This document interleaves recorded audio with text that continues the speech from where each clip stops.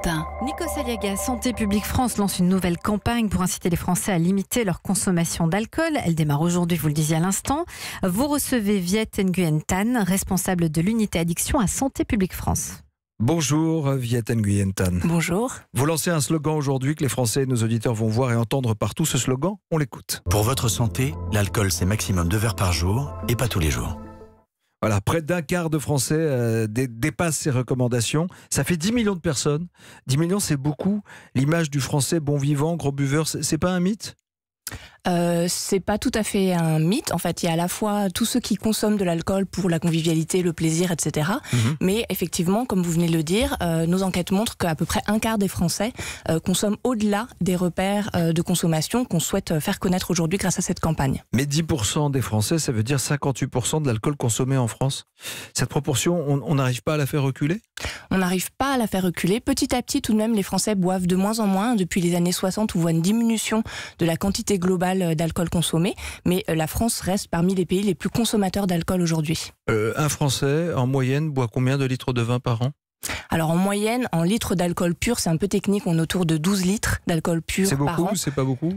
C'est plutôt beaucoup. On est, je crois, au 6e rang des pays de l'OCDE sur cet indicateur-là. Donc effectivement, c'est beaucoup.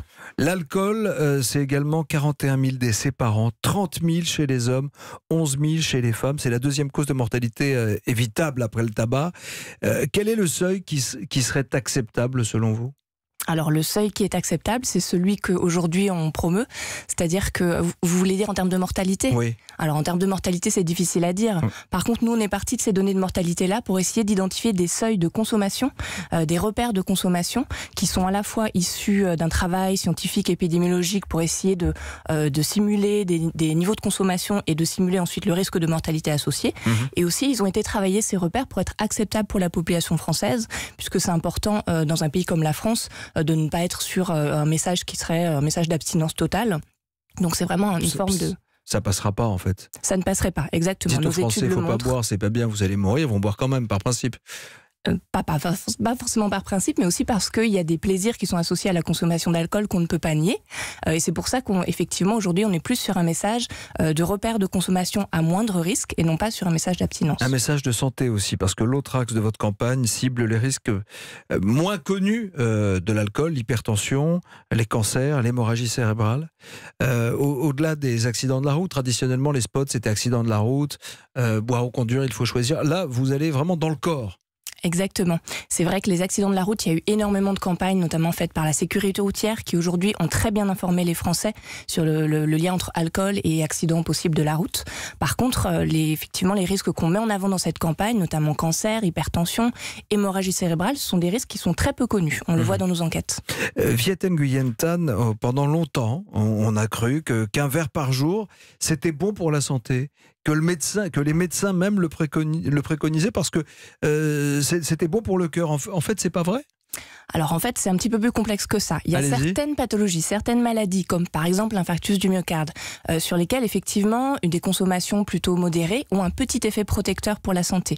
Mais ces pathologies finalement, elles sont tellement rares, non pas dans l'absolu, mais relativement à toutes les autres pathologies, tous les autres problèmes de santé sur lesquels l'alcool a un effet délétère, qu'au niveau global, si on prend toute cause de mortalité possible, aucun niveau de consommation d'alcool n'est protecteur pour la santé. Vous faites une différence entre le vin et les alcools forts ? Non, on ne fait pas de différence. En fait, faut savoir que dans un verre dit standard, il y a la même quantité d'alcool pur, dans un petit ballon de vin, dans un demi de bière, dans un verre de whisky, il y a la même quantité d'alcool pur, c'est à peu près 10 grammes. Donc on ne fait pas de différence. Excusez-moi, vous dites effectivement que l'alcool nuit pour la santé, mais en même temps, votre pub, elle dit 2 verres par jour maximum. Ça, vous reconnaissez aussi qu'on peut en boire ?